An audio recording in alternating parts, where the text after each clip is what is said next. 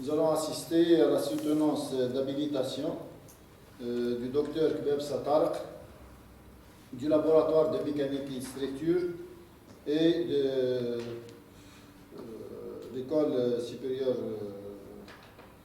d'Anas.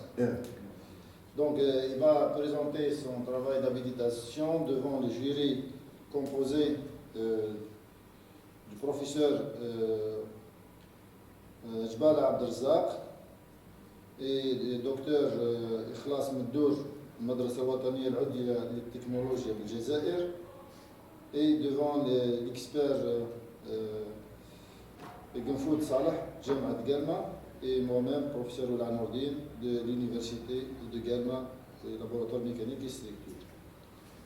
Donc, docteur Tarq, vous avez 30 à 35 minutes pour nous résumer votre travail d'habilitation universitaire. Merci, Monsieur le Président. Donc, avant de commencer, Monsieur le Président, Messieurs les membres gérés, chers collègues, honorables assistants, bonjour. Avant de commencer, si vous permettez, je tiens à remercier les experts qui ont examiné mon rapport d'habilitation, en particulier le professeur Khabayos de l'Université d'Annaba, le professeur Genfoud Salah de l'Université de Galma et le professeur Abdelwahab Zahia de l'Université de Galma. Je tiens à remercier aussi les membres jurés qui gèrent de soutenance d'habilitation, en commencement par le professeur Oula Nourdine de l'Université de Galma, le professeur Jbal Abdelrazak de l'Université de Galma et le docteur Meddour Ikhlas de l'École supérieure de la technologie de Alger.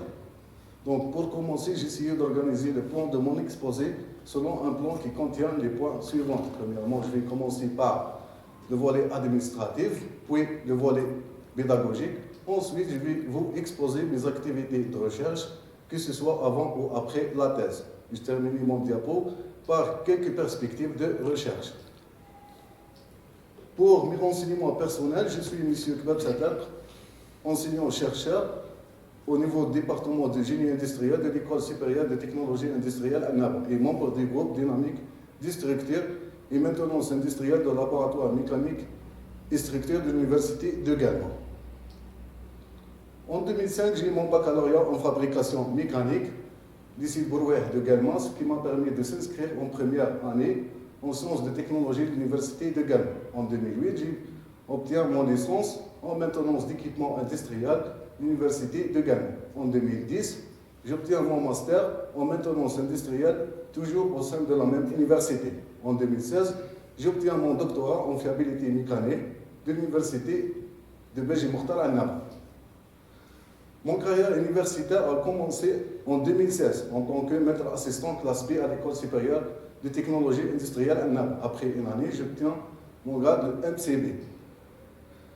Concernant les stages et les formations, j'ai l'opportunité de faire plusieurs stages et formations. Je vais citer les plus importants qui m'ont aidé à achever ma thèse de doctorat. Par exemple, j'ai fait un stage pratique de 4 mois à l'entreprise Fertial, le service d'instrumentation, et un stage pratique de 1 mois à l'entreprise Sonatrach, au service vibration et équilibrage, et un stage pratique de 1 mois à l'Institut national des sciences appliquées de Lyon. Concernant les formations, je fais 2 formations. Formation de 3 jours à la 2e journée algéro-française sur Abakis et formation de 7 jours concernant le système PES et ce logiciel de base mesurer les vibrations des machines tournantes. Je passe maintenant au volet pédagogique concernant les modèles enseignés et polycopies de cours. Depuis mon recrutement à l'Université Annaba, j'ai enseigné plusieurs modèles, type cours TD et TP. Premièrement, j'ai enseigné le TP conception assistée par ordinateur destiné aux étudiants première année classe préparatoire. Donc voici quelques pièces conceptionnées par les étudiants de licence en TP. Deuxièmement, j'ai enseigné aussi le TP procédure de fabrication destiné aux étudiants troisième année classe seconde cycle. Troisièmement, j'ai enseigné aussi le TD résistance des matériaux destiné aux étudiants deuxième année classe préparatoire. Et quatrièmement, j'ai enseigné aussi le cours TD maintenance industrielle destiné aux étudiants troisième année classe seconde cycle. Enfin, j'ai enseigné le cours TD ETP technique de maintenance conditionnelle destiné aux étudiants quatrième année classe seconde cycle. Le cours que j'ai assuré pour les étudiants de deuxième année classe seconde cycle, filière génie industriel, spécialité maintenance et fiabilité de système industriel, m'a permis d'élaborer une polycopie pédagogique qui a été expertisée par le conseil scientifique de l'UST à Naples. Ce polycopie intitulé Technique de maintenance conditionnelle qui est organisé en 6 chapitres. Le premier chapitre est consacré pour les méthodes de maintenance conditionnelle et prévisionnelle. Chapitre 2, analyse des huiles. Chapitre 3, contrôle et analyse par ultrason. Chapitre 4, suivi mécanique par mesure vibratoire. Et le chapitre 5, origine des vibrations. Chapitre 6, organisation et conditions de mise en œuvre. Parallèlement à l'enseignement assuré à l'UST à Annaba, j'ai assuré 8 encadrements répartis comme suit: 5 encadrements pour le master et 3 encadrements pour l'ingénierie dans le cadre de la maintenance préventive conditionnelle. En plus des activités pédagogiques assurées à l'UST à Annaba, j'ai effectué plusieurs travaux de recherche, que ce soit avant ou après la thèse. Donc je vais commencer par les travaux de thèse intitulés Étude des aspects de défaillance et techniques de maintenance préventive conditionnelle appliquées aux turbo-machines sous la direction de professeur Oula Nordin de l'Université de Galma. Donc la plupart des travaux présentés dans le cadre de la maintenance préventive conditionnelle et concernant les différentes méthodes utilisées actuellement dans la détection des défauts des machines tournantes, l'analyse vibratoire est l'un des outils les plus efficaces et les plus utilisés dans l'industrie. On se continue de traiter les signaux issus des défaillances omniprésents dans le parc des machines industrielles. L'emploi de l'analyse vibratoire et passe de plus en plus par la connaissance des comportements dynamiques de la structure pour le diagnostic et pour éventuellement anticiper les dysfonctionnements des machines tournantes. On passe maintenant à la première partie de notre travail qui consiste à l'analyse basée sur les valeurs des RMS mesurées et les niveaux globaux de déplacement et de vitesse. Notre équipement nécessite une surveillance continue. Malheureusement, ce mécanisme est suivi en offline par l'équipe de maintenance de l'entreprise d'une manière périodique. Le service de maintenance de l'entreprise se limite à 2 bandes de fréquence d'analyse spectrale, 0200 et 01000 Hz. Suite à une visite à l'entreprise, nous avons décidé de constater que le MK17 souffre d'un niveau de vibration très élevé. Pour cela, nous avons essayé de tabler un diagnostic concernant les causes potentielles qui provoquent cette augmentation de niveau vibratoire. Les mesures sont recueillies grâce à l'analyseur Shunt Vibrotest 60. Sur la base des déplacements dans la bande de fréquence 0200 Hz et de vitesse dans les 2 bandes de fréquence 0200 et 01000 Hz, dans les différents palais des MK17, dans les 3 directions horizontales, verticales, axiales, et pour éviter l'analyse de tous les spectres mesurés, nous avons fait tout d'abord une analyse basée sur les valeurs des RMS mesurés et les niveaux globaux de déplacement et de vitesse par les 2 équations suivantes. La figure 3A présente les 2 spectres de vitesse mesurés dans la bande de fréquence 01000 Hz dans les 2 directions, verticale et axiale, pour les 2 palais de moteur et de ventilateur. Dans la direction axiale du palais 2 de moteur, on constate la présence d'un désalignement séquent illustré par le dépassement de la 2e amplitude qui correspondant à un désalignement sur le palais de moteur. Par contre, dans le palais 3 des ventilateurs, on constate un niveau très élevé de l'amplitude atteint de 16,11 mm par seconde qui correspond à une forte valeur sur le rotor des ventilateurs. Sur la figure 3C et D, nous présentons les 2 spectres de déplacement mesurés dans la bande 0200 Hz dans les mêmes palais et les mêmes directions. Donc on voit que les amplitudes des RPM dans les 2 palais sont très élevées, notamment sur le palais 3, la direction verticale, où l'amplitude atteint à 104,4 micromètres, qui correspond à une forte valeur sur le rotor des ventilateurs. Donc après ce diagnostic, et après notre rapport d'expertise que nous avons envoyé à la direction de maintenance, donc elle demande l'intervention d'une équipe, d'une entreprise sous-traitance pour faire l'équilibrage. Donc après cette intervention du service de maintenance, elle demande un autre diagnostic pour avoir l'état du MK17. Donc la figure 3A et B présente les 2 spectres de vitesse mesurés dans les mêmes palais et les mêmes directions. Donc dans la direction verticale des palais 3 des ventilateurs, le niveau de l'amplitude a diminué à 50%. On passe de 16,11 mm par seconde à 8,82 mm par seconde. Et dans la direction axiale des palais 2, on de défaut de désalignement persiste encore une fois, où l'amplitude de la quatrième harmonique dépasse largement celle de la fréquence de rotation. Sur la figure 3, C et D, nous présentons les deux spectres de déplacement mesurés dans la bande de fréquence 0,200 Hz dans les mêmes palais et les mêmes directions, qui confirment une diminution sensible des niveaux des amplitudes où le niveau de l'amplitude fondamentale dans la direction verticale des palais 3 de ventilateur elle passe de 104,4 micromètres à 32 micromètres et dans la direction verticale des palais 2 elle passe de 42 micromètres à 8 micromètres. Donc nous avons trouvé que cette décision est trop précipitée vu que l'analyse spectrale ne révèle qu'un problème de désalignement qu'il faut chercher sans origine afin d'avoir une idée globale des niveaux de vibration des MK17. Nous avons proposé une méthode de calcul des niveaux globaux moyens. On prend en compte les niveaux de vibration dans les différents palais des MK17 dans les trois directions, horizontale, verticale, axiale. Donc on utilise l'équation suivante. Donc, 12 jours après le remplacement des rotors des ventilateurs, le niveau de vibration est augmenté avec des propositions plus alarmantes qu'avant l'intervention, où le niveau de vibration mesuré sur le palais 3 atteint à 50 mm par seconde et sur le palais 4 atteint à 48 mm par seconde. Cette augmentation elle provoque le déclenchement des moteurs électriques appelés l'ampérage des moteurs électriques qui passe à 70 ampères à 175 ampères. Donc, après cette intervention, donc nous avons demandé au service de maintenance,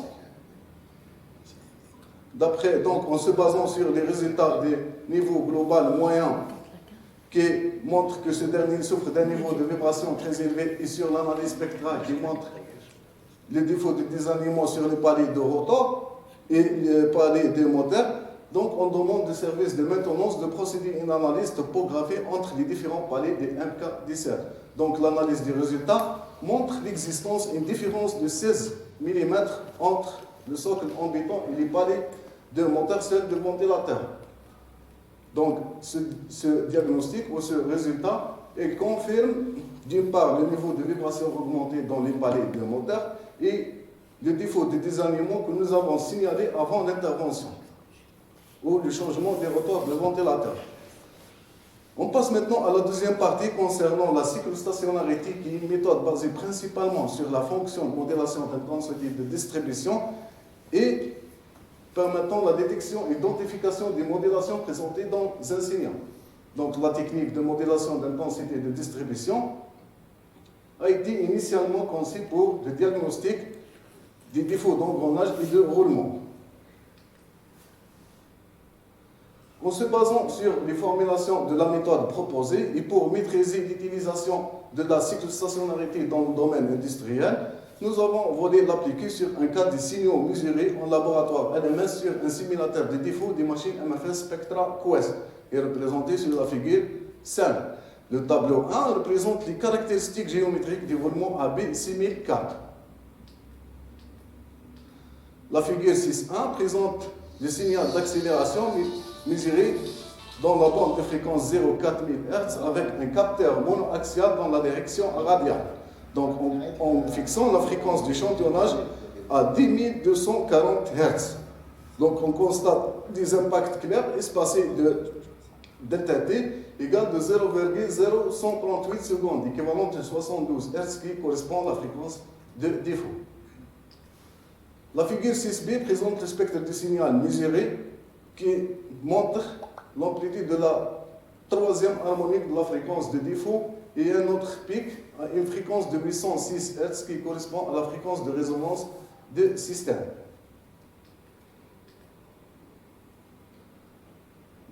Donc, l'application de la modélation d'intensité de distribution sur le signal mesuré sur MFS Spectra Quest, donc il fait apparaître à une fréquence cyclique pour alpha égale 6,98 fois 10 la puissance moins 3 fois la fréquence d'échantillonnage équivalent de 72 Hz qui correspond à la fréquence de roulement de la bague intérieure.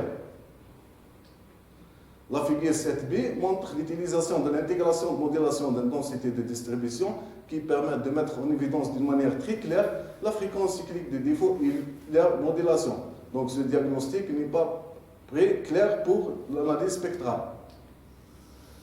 On passe maintenant à la partie expérimentale. Donc la figure 8 présente un schéma cinématique des turbo-alternateurs qui est une machine primordiale dans le processus de production des produits fertilisants et engrais alimentaires complexes qui comporte une turbine portée par 2 paliers lisses et un réducteur porté par 4 paliers lisses, c'est-à-dire 2 paliers d'entrée et 2 paliers de sortie, et un alternateur porté par 2 paliers lisses.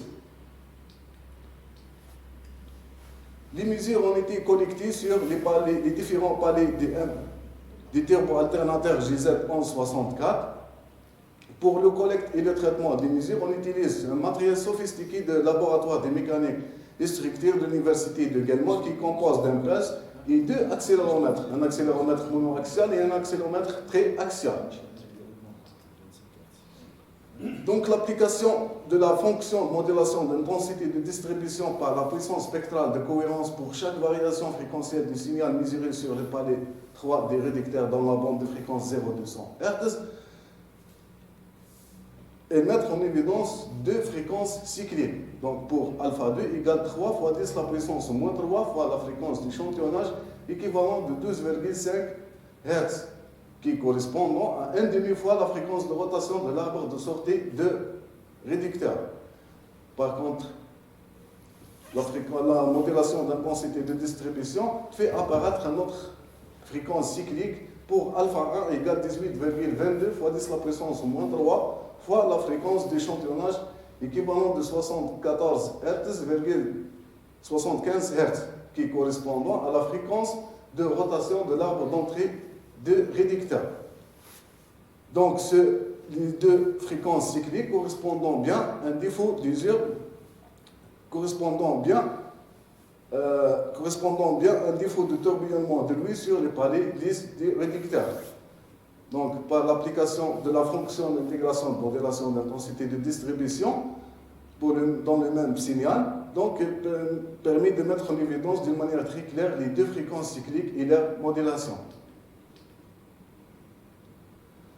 Donc l'application de la fonction de modulation de densité de distribution sur le signal mesuré sur le palier 3 des réducteurs dans la bande de fréquence 0,25600 Hz mentionné 2 fréquences cycliques pour alpha 2 égale 3,81 fois 10 la puissance moins 4 fois la fréquence d'échantillonnage équivalent de 25 Hz. Et une deuxième fréquence cyclique avec une amplitude très importante pour alpha 1 égale 2,28 fois 10 la puissance moins 3 fois la fréquence d'échantillonnage équivalent de 150 Hz. Donc les 2 fréquences cycliques correspondant bien à un défaut d'usure généralisé des 2 dents des roues. Donc l'utilisation de l'intégration de modulation d'intensité de distribution elle permet de mettre en évidence aussi d'une manière très claire les 2 fréquences cycliques et leur modulation. Donc le diagnostic présenté ci-dessous est basé sur des signaux qui ont été mesurés le 13/3/2013.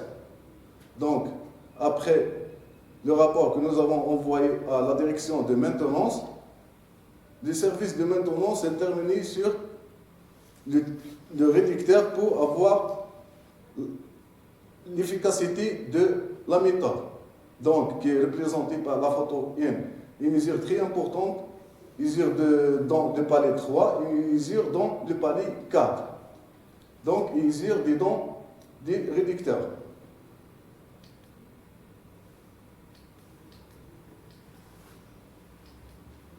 Donc, conclusion de la partie 1.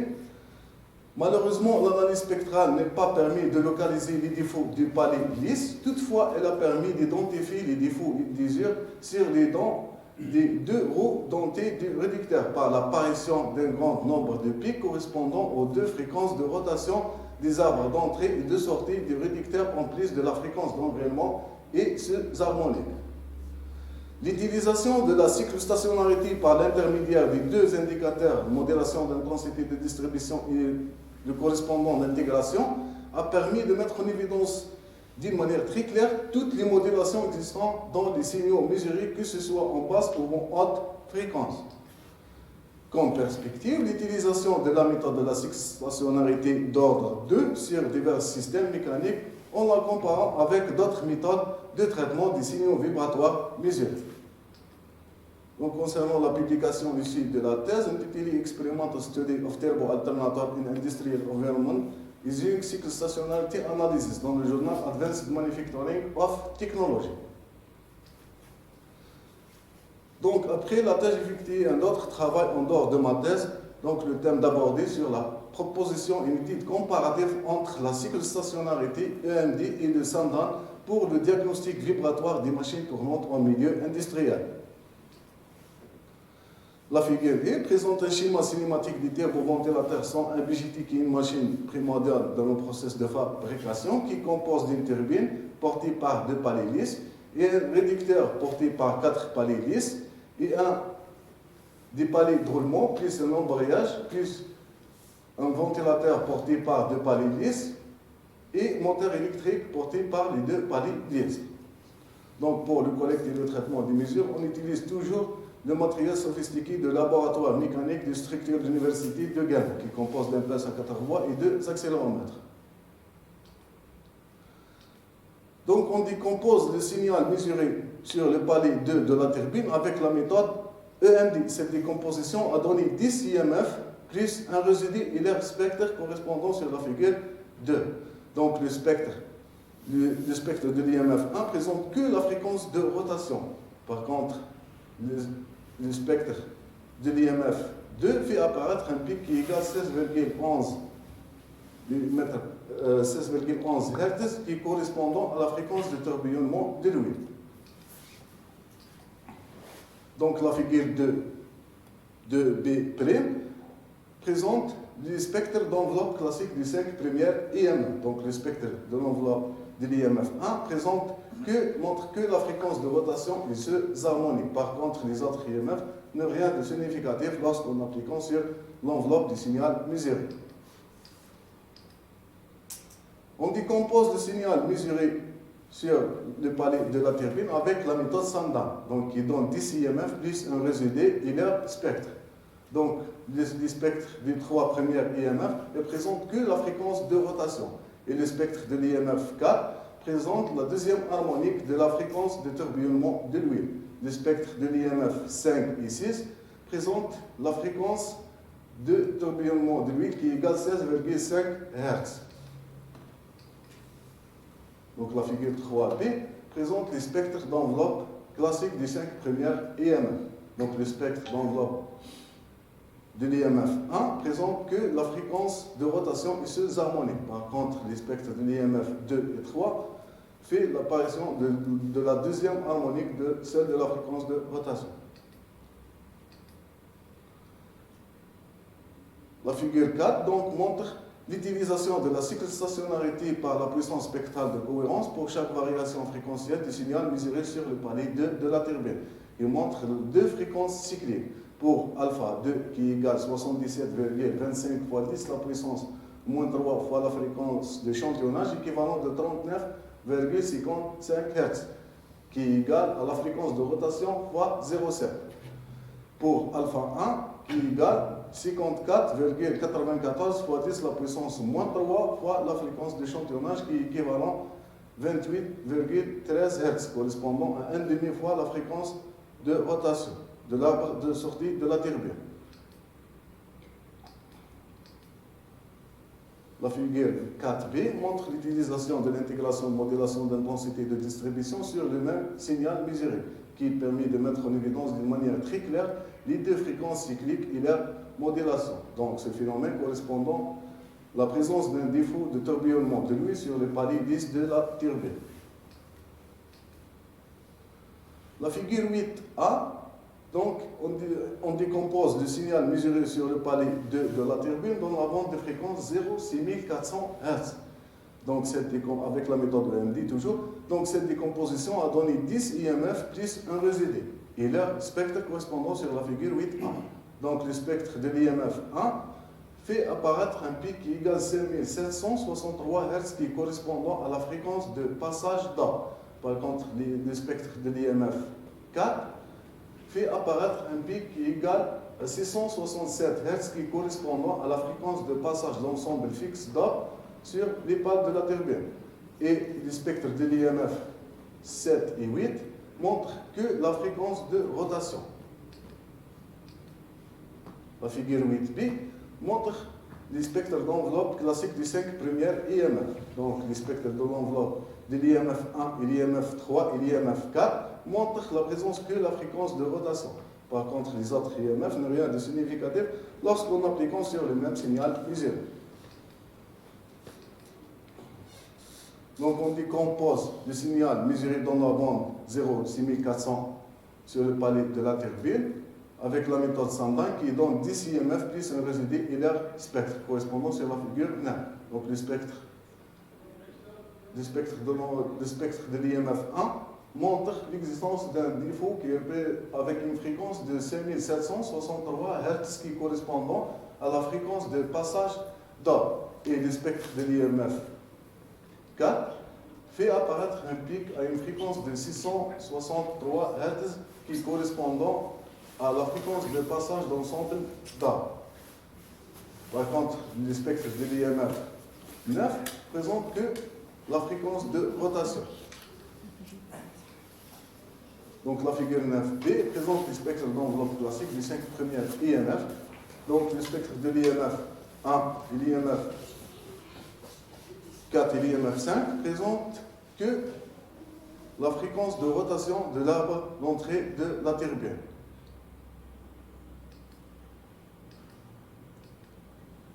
Donc après l'utilisation de la cyclostationnarité qui est une méthode très efficace pour présenter les modélations des signaux présentés dans le signal, donc l'utilisation de la modélation de distribution, donc est permis de mettre en évidence la fréquence cyclique qui pour alpha 1 égale 3,42 fois 10 la puissance moins 3 fois la fréquence d'échantillonnage équivalent de 56 Hz correspondant à la fréquence de rotation de la turbine. Donc l'analyse de modélation d'intensité de distribution fait apparaître un autre pic à une fréquence de 5763 Hz qui correspond à la fréquence porteuse qui égale la fréquence de passage d'A. Donc la fréquence, par contre la figure 10b montre l'utilisation de modélation d'intégration de distribution qui permet de mettre en évidence d'une manière très claire la fréquence de rotation ou la fréquence cyclique et leur modélation. Donc ce phénomène est correspondant bien à un défaut d'op sur l'une des roues de la turbine. Donc après le diagnostic que nous avons fait, et confirmé par le département de maintenance après l'intervention de l'équipe de maintenance. Donc la photo 1 présente le défaut de tourbillonnement de l'huile sur le palais 3 et la photo 2 représente le défaut de pale sur la roue de la turbine. Donc, conclusion concernant la partie 2. Donc les tracés MID et IMID réalisés par l'analyse cyclostationnaire permettant de détecter la totalité des défauts dans les 3 gammes de fréquences. Cependant, cette approche était très efficace pour les défauts induisant des phénomènes de modélation. Donc, comme le défaut d'op et le défaut de dentaire d'engrenage, le tracé MID est très pratique pour localiser à la fois la fréquence, que ce soit en basse ou en haute fréquence, et la fréquence cyclique. Donc, pour le MID et le semblant, la fréquence de modélation n'est pas pu être extraite des spectres FFT des IMF. Et par conséquent, l'utilisation d'un autre outil était nécessaire, la technique de démodélation basée sur la transformée de Hilbert. Ensuite, a été utilisée, cependant, cette approche n'est pas permis de détecter un défaut d'engrenage en haute fréquence, bien que ce défaut a été détecté dans la gamme de moyenne fréquence. Enfin, l'étude proposée montre qu'il est très pratique d'utiliser des outils avancés de traitement du signal pour détecter les défauts mécaniques en milieu industriel.